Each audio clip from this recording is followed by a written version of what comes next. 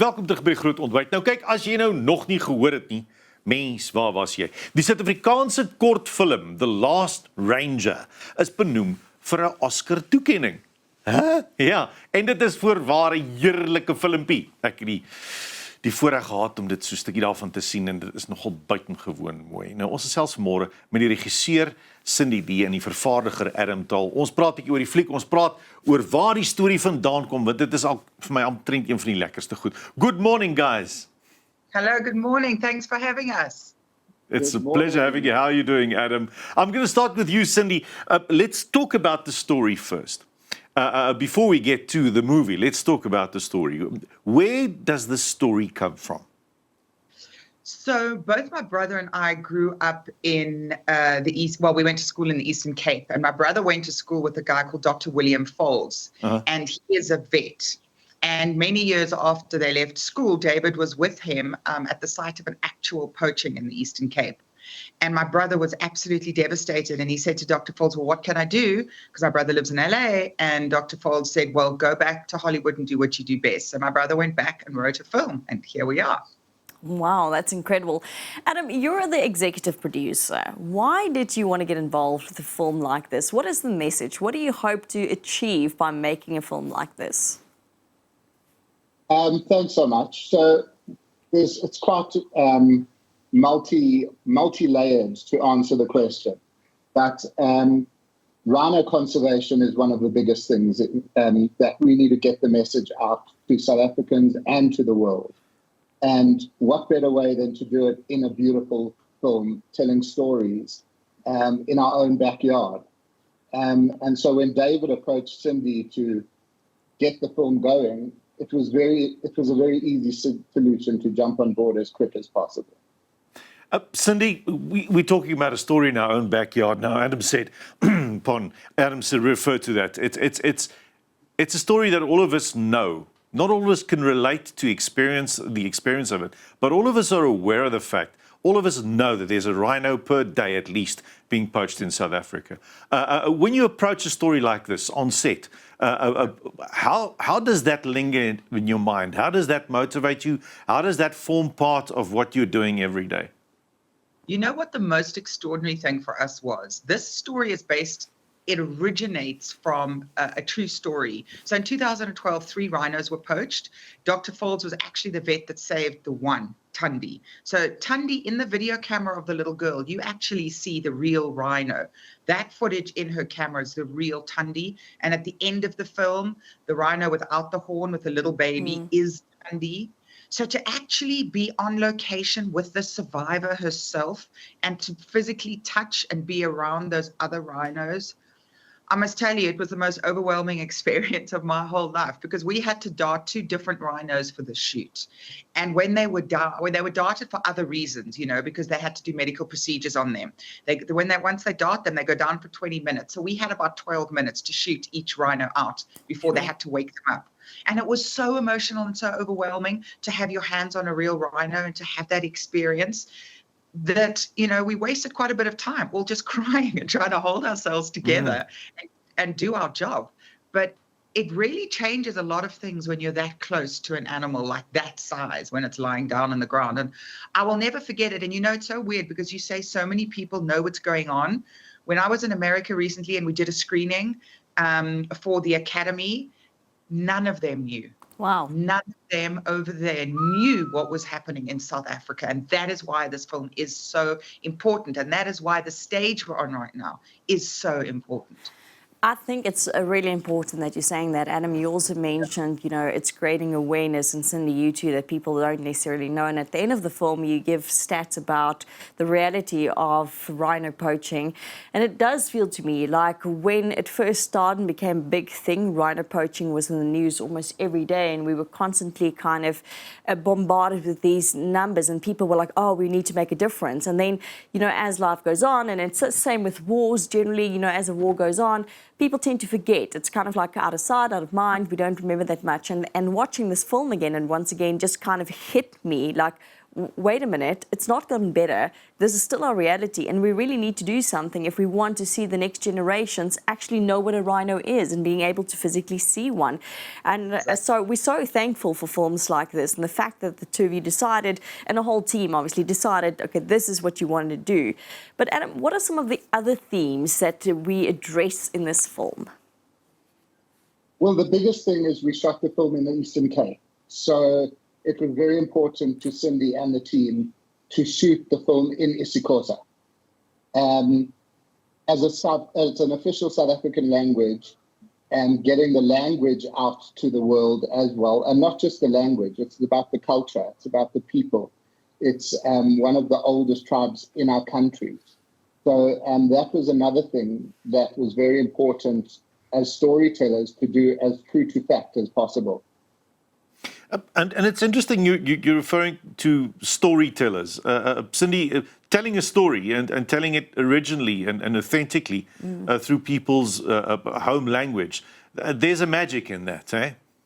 You know, I mean, Nelson Mandela has this beautiful quote. He says, if you speak to somebody in a language they understand, you speak to their head.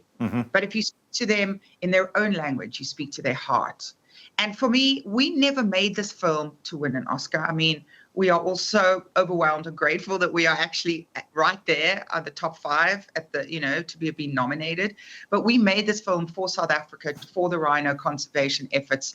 And you get a sense of that when you watch this film, that it was made, it's true. We didn't make it to make a broadcaster happy. We didn't make it for anybody else. We made it to tell it's our own story. It's an independent film. And that is the power of independent filmmaking, is that it's done for the single-minded reason to make a difference, nothing else. And we made it true on every single possible level that we could. And as you said, I mean, that is why, and you noted at the end, how all the statistics come up, and that is the power of film, because there's a lot of people doing a lot of great work in South Africa when it comes to documentaries and getting numbers out there and creating awareness about rhino poaching. But when you do it in a narrative that is so powerful with such incredible performances, by the time you get to the end of the film, your heart is so wide open that when you see the numbers and the statistics, you just absorb them. And they kind of, sink in and stay with you for a very long time. At the end, when the ranger says she wants to be a voice for the voiceless, it's a lovely section in the movie. But Adam, we have to speak about the fact that independent films in South Africa, there's never a time where independent filmmaking can relax. It's never getting to the place where you can say, right, we're set, we're fine, we're going to make the next 4 movies, they're all lined up. It's never there. It's a constant struggle. Tell us about those moments that really stretched your imagination and entrepreneurship and creativity. Was there times in the making of this movie when you thought, I have to make a plan now, I have to make a plan? I think there was not a time that we didn't have to think that. It's definitely a very challenging industry, especially, like you say, independent, when you do it all on your own. Besides for the logistics on set, once you get there, yes, it's all behind the scenes in the development stage. And as you rightly said, every project starts again. So you're never at a comfort level where you can relax and say, I've got 5 films lined up. Yeah, we've got exciting concepts and stories to tell, unbelievable. But the getting to the stage of finding the finance, investors to trust you, and not even getting to pre-production yet, is a big challenge. And then obviously the return on investment for people is quite a thing. So it's never easy, but it's a drug. It's amazing. And when you see the results of a short film like this, it makes you push harder. It makes you strive to tell the next one what we're doing next. And yeah, I think the struggle is getting people to believe that South African filmmakers are on that page and are able to tell and create and produce unbelievable stories. And I think with the streamers coming into the country, it's helped a lot. But it's definitely a big challenge. Yeah, absolutely. Cindy, you mentioned these powerful performances earlier, which kind of, because of these powerful performances and narrative, we kind of take in the numbers at the end. Tell us about some of the actors on set and the actresses and their performances. Oh, wow, I'm so glad you asked me that question because, you know, everybody that has seen this film, the first thing they say is these incredible performances. And South Africa doesn't have the biggest pool of actors, you know, if you like compare it to the States or even the UK. So now I've got a cast in isiXhosa, then I've got to cast an 11-year-old child. So I must be honest, we were very nervous in the beginning because we saw a lot of self-tapes. This was shot during COVID, so we were getting them through self-tapes. And I didn't find anybody that came close to the Lita role, which was played by Leabona Morakosa. And then eventually, after like 35, 40 tapes, this little child's audition came around and dropped in my mailbox. And we were all completely blown away. The intelligence and the depth and the understanding that that child had of that role was beyond her years. I don't know where it came from, but it was an absolute blessing. And then when we found the Kusi character played by Abamile Konklo, that was also an absolute godsend because she has this incredible strength and depth that this quiet strength that she carries, which plays so beautifully against this bubbly, gorgeous naivety of the child, you know. And we needed really powerful actors because it's a 28-minute film and there's so many different things that happen. And in those first couple of minutes, you've got to fall in love with those two. You've got to wish that they can create this incredible bond so that when it goes away, you are so distraught and overwhelmed. So we were really fortunate to have them. And on set as well, you know, we shot this in 4.5 days. Sure. So I don't have time to work with these actors on set. I'm trying to direct Rhino. I'm trying to work with the light. We have a million other things to do. I needed actors that could deliver this performance perfectly every time, and they did.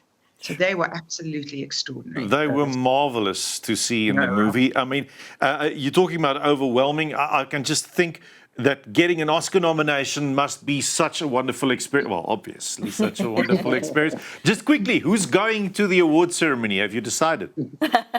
Well, unfortunately, you know, they only give you, because it's a short film, they only give you two actual Oscar, 2 places, and then each person can take somebody with them. So I get to go, and then my brother who wrote the script, who's an executive producer, gets to come with me. And then Darwin Shaw and Will Hawkes from 6 Feet Films and Kindred Films, who actually put this whole film together on that side. It's us 4. But of course, we've asked for more tickets because we need to bring our South African team. We need to bring all the South African actors. We're taking Leabona and her mom with us. We're taking Abamile with us. So we just really hope that we can get the extra tickets because they're a little schnoep over there. We are all on your side, and we can't wait to see you hold on to the Oscar. I'm sure of it. I'm convinced. I can't wait. Thank you so much for joining us this morning, and thank you for sharing this lovely story and the sincerity of it and the necessity of it. And best of luck at the Oscars. We're all behind you. Thank you so much for having us. Thank you so much. Nou ja, kyk, as jy nou nie nog 'n movie gekyk het hierdie jaar nie, is hierdie enetjie wat jy sal moet gaan kyk. Ons eie Oscar-benoeming, The Last Ranger. Wat 'n pragtige fliek.